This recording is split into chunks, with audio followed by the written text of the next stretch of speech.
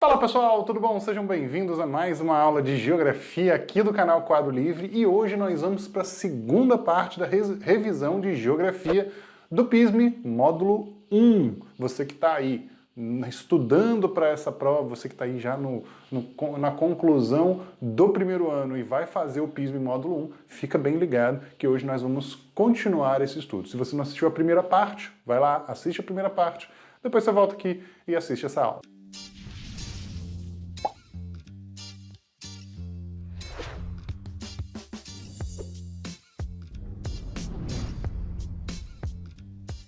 Então, antes de mais nada, já se inscreve no canal aqui embaixo, curte o vídeo, compartilha com seus colegas e não deixa de ativar os sininhos das notificações, porque vão ter várias aulas de revisão para essa prova e você tem que ficar atento para sempre assistir assim que sair. Belezinha? Bem, na aula passada nós falamos do tema cartografia, um tema bastante recorrente nas provas. Hoje vamos falar um pouquinho de geologia. Lembrando que esse daqui é um conteúdo muito extenso, então alguns conteúdos aqui a gente vai sempre indicar aulas que nós já temos completas gravadas aqui no canal. Então, às vezes, um tema que você não entendeu muito ou quer aprofundar mais, vai ali no canal, pesquisa, que você vai encontrar praticamente tudo que está aqui, já tem aula gravada completona para você. Show de bola? Bem, vamos falar de geologia. Geologia, quando a gente fala de geologia, a gente está falando da Terra propriamente dito, do estudo das rochas, das estruturas, do planeta. E, obviamente, a primeira coisa que a gente tem que entender, origem do planeta Terra. Quando a gente fala da origem do planeta Terra, a gente fala de uma evolução geológica, dentro do que nós chamamos de tempo geológico. Certo? O tempo geológico, ele é um pouco mais extenso, bem mais extenso do que o tempo que nós temos, o tempo humano, ok? Então aqui a gente fala, por exemplo, a Terra ela tem quantos anos? A Terra tem aproximadamente aí 4,6 bilhões de anos, ou seja, muito tempo. Para o ser humano isso é um tempo absurdo. Mas para a Terra, considerando essa referência da Terra, a gente vai ver às vezes que uma estrutura de 60 milhões de anos não é tão antiga assim como a gente imagina. Para a gente pode ser, mas para a Terra às vezes é coisa bem recente. Ok? E por isso que a gente fala de tempo geológico. Tem coisa que para nós vai ser muito antiga, mas para a Terra vai ser uma coisa relativamente nova, ok? E isso é muito interessante a gente falar. A Terra, quando a gente fala originalmente, a Terra é uma grande massa desforme em altíssima temperatura no espaço. Então, ela vai resfriando com o passar do tempo. E, obviamente, quando vai resfriando, ela vai formando camadas, certo? E essa daqui é a estrutura interna do nosso planeta. Rafael, como é que ela foi resfriando? Ela foi resfriando, obviamente, porque foram liberando gás, foi formando uma atmosfera, a parte externa foi reduzindo a temperatura e, obviamente, os materiais começaram a solidificar. Então, a parte externa do nosso planeta, ela é mais sólida, ela é mais fria do que as partes mais internas, tudo bem? Então, a gente divide a Terra mais ou menos dessa forma. Crosta terrestre, primeira camada, onde você vai encontrar a litosfera, a hidrosfera, a biosfera, acima tem a atmosfera, então você vai encontrar aqui na crosta terrestre. Abaixo da crosta você encontra o manto superior, depois o manto inferior e o núcleo externo. Esses três aqui, eles são compostos de magma, ou seja, magma é nada mais, nada menos do que rocha no estado líquido, ok? Em altíssima temperatura. E o último aqui é o núcleo interno, que ele é um núcleo sólido. Rafael, mas como que ele é sólido lá no interior? Você não disse que a temperatura aumenta quando vai mais para o centro da Terra? Aumenta, só que a pressão também aumenta. Então, aqui no interior, né, na região central do nosso planeta, nós temos um núcleo sólido, composto por alguns materiais mais densos, como por exemplo o ferro e o níquel, que são metais bem densos, e eles se concentram ali no centro do planeta, formando o núcleo sólido interno da Terra. Ok? Então eu tenho um aumento de pressão e temperatura quanto mais próximo do centro do nosso planeta. Ok? Molezinho isso aqui, bem fácil essa estrutura. Uma coisa que é importante falar é o seguinte: O magma que está aqui, ele tem uma dinâmica, nós chamamos isso de movimento convectivo do magma. O que é o movimento convectivo? Quanto mais próximo do núcleo, o magma está mais quente, logo ele está menos denso, ele tende a subir, ok? O magma que está mais próximo da crosta, ele está menos quente, porque frio ele não está, mas estando menos quente, ele vai estar mais denso, então ele tende a descer. Então forma o que nós chamamos de ciclo convectivo. Ele vai fazer esse movimento ali. E esse movimento é essencial para nós entendermos o movimento das placas tectônicas, que nós vamos falar dela daqui a pouquinho, ok? Mas, vendo essa dinâmica interna, a gente vai lembrar de algumas teorias. Rafael, quais teorias? A teoria da deriva continental e a teoria da tectônica de placas. O que é a teoria da deriva continental? A teoria da deriva continental, como você vê aqui na minha camisa, né, diz que o nosso planeta, todos os continentes, estavam unidos em um único supercontinente chamado Pangeia. Com o passar do tempo, vai se dividindo em Laurásia e Gondwana e assim por diante, com o passar do tempo geológico até chegar na condição que nós temos hoje. Essa que é a grande questão.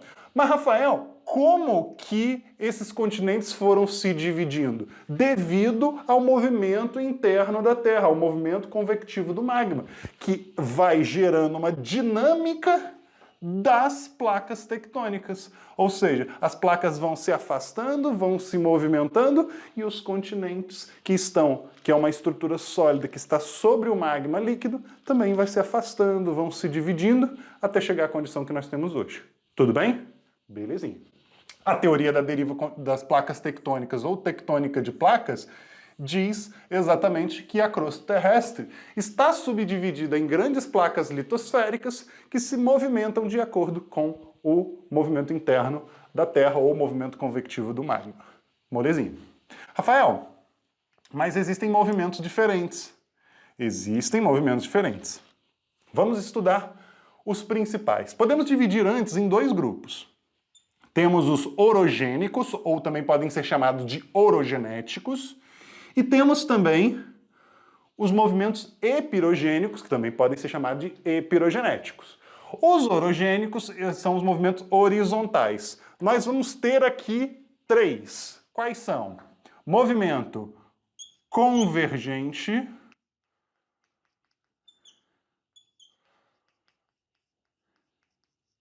certo? Onde ocorre a colisão de placas, ok? Movimento divergente, afastamento de placas, e o movimento transcorrente. Rafael, o que é um movimento transcorrente? É um movimento lateral, é um movimento de atrito entre as placas. Não ocorre nem choque nem afastamento. Então, você tem um movimento de atrito. Pessoal, cada um desses aqui vai ter sua característica. Por exemplo, o movimento de choque, né, de placas tectônicas pode gerar as cordilheiras, as cadeias montanhosas, os dobramentos modernos, certo? O movimento divergente vai gerar vai gerar áreas de saída de magma, né? Por exemplo, principalmente no fundo dos oceanos você encontra as dorsais meso-oceânicas, que são um tipo de relevo. O movimento transcorrente, normalmente, ele vai ser um movimento que vai gerar, por exemplo, uma descontinuidade do relevo, vai proporcionar alguns abalos sísmicos, mas todos, sejam esses aqui ou o outro que a gente vai falar daqui a pouco, todo movimento de placa tectônica pode gerar abalo sísmico. Rafael, o que é um abalo sísmico? É um terremoto, certo? É um tremor de terra. Rafael, e o que é exatamente esse tremor de terra? É o seguinte, quando nós falamos de abalos sísmicos, a gente tem que entender uma coisa muito importante, né? Os abalos sísmicos, eles são consequência desse deslocamento de grande massa. Então, independente se é choque, afastamento ou atrito, você vai ter abalo sísmico, porque o deslocamento de massa é muito grande. Então você gera uma dissipação de energia, gera tremor, ok? Molezinha. Já os movimentos epirogênicos ou epirogenéticos, eles vão trabalhar com o movimento vertical. Então, quando uma placa for empurrada para cima, ou ela, por acaso, descer um pouco, a gente vai ter um movimento epirogênico, certo? Ou epirogenético. E esse movimento, ele normalmente pode ser gerado por acomodações do relevo, pode ser gerado em algumas áreas de falha, mas ele é um dos principais causadores, por exemplo, de movimentos de tsunamis. Rafael, como assim? Por exemplo, quando uma placa tectônica sobe aqui, certo? Ela faz esse movimento para cima, levanta toda essa água, só que a água ela tende a estar no mesmo nível. Por que não vai aparecer uma onda gigante de imediato? Por quê? Por um motivo muito simples. O oceano ele é muito profundo. Aonde que eu vou começar a ver a onda? Próximo da costa. Por quê? É um local mais raso. Então a água está se deslocando para cá. Certo? O volume vai se deslocando. Claro que vai perdendo intensidade, né? Mas vai se deslocando. Quando começa a chegar nos lugares mais rasos, ela começa a aparecer. Por quê? Porque o volume não diminui, certo? Não diminui tanto. Então esse volume começa a aparecer ali, formando as grandes ondas. Se te perguntarem em algum momento, o que é uma tsunami? Ah, é um movimento. Não é nada de movimento. Tsunami é uma onda de grandes proporções. Só isso, ok? Belezinha? Pessoal, temos uma aula aqui no canal sobre movimentos tectônicos. Joga aí para assistir, ver consequência de cada um, característica de cada um, muito importante, certo? Que isso vale a pena vocês darem uma conferida. Para a gente concluir essa parte aqui, agentes modeladores do relevo. O que são agentes modeladores do relevo? São aquelas forças internas e externas, endógenas ou exógenas, certo? Que vão atuar no relevo. Rafael, o que é uma força endógena ou um agente endógeno? São aquelas coisas que acontecem com forças oriundas de dentro da Terra. Vulcanismo e tectonismo são agentes modeladores endógenos. Já os exógenos são aqueles que vêm de fora, como a ação do vento, da água, da temperatura. Então você vai ter os agentes do intemperismo e a ação erosiva, que são agentes semelhantes, como a água, o vento, todos eles são agentes tanto do intemperismo quanto da erosão, ok? Mas, Rafael, qual que é a diferença entre intemperismo e erosão? Intemperismo é decomposição, erosão é transporte dos sedimentos, tá? Isso tem que ficar muito marcado na cabeça de vocês. Tem aula sobre agentes modeladores do relevo aqui no canal, vai lá, dá uma assistida, que tá bem arrumadinho para vocês. Show? Continuando, estruturas geológicas. Nós temos 3 tipos de estrutura geológica, que é a composição básica do relevo. Eu tenho os escudos cristalinos, as estruturas mais antigas, onde você encontra grande quantidade de recursos minerais metálicos. Tenho também as bacias sedimentares, estruturas formadas pelo acúmulo de sedimentos desgastados de estruturas antigas e que vão sofrendo processo de sedimentação até formar uma estrutura mais firme. E temos os dobramentos modernos, consequência do movimento convergente de placas, certo? Que são as estruturas geológicas mais recentes do planeta. Professor, quando você fala recente, é quanto tempo? 65 milhões de anos. É mais ou menos. Uma estrutura recente. Os dobramentos modernos têm em torno aí de 65, 80 milhões de anos, mais ou menos, certo? É uma estrutura recente? Sim, geologicamente recente. Para a gente concluir, né, falando de tipos de relevo. Gente, nós temos 4 tipos básicos de relevo. Ah, mas professor, eu já escutei falar de vários outros. Sim, mas todos eles vão se encaixar de alguma maneira nesses aqui. Como assim? Tem as montanhas. Montanha é um tipo de relevo formado, obviamente, dos dobramentos modernos. Então, por exemplo, no Brasil você não vai encontrar montanhas.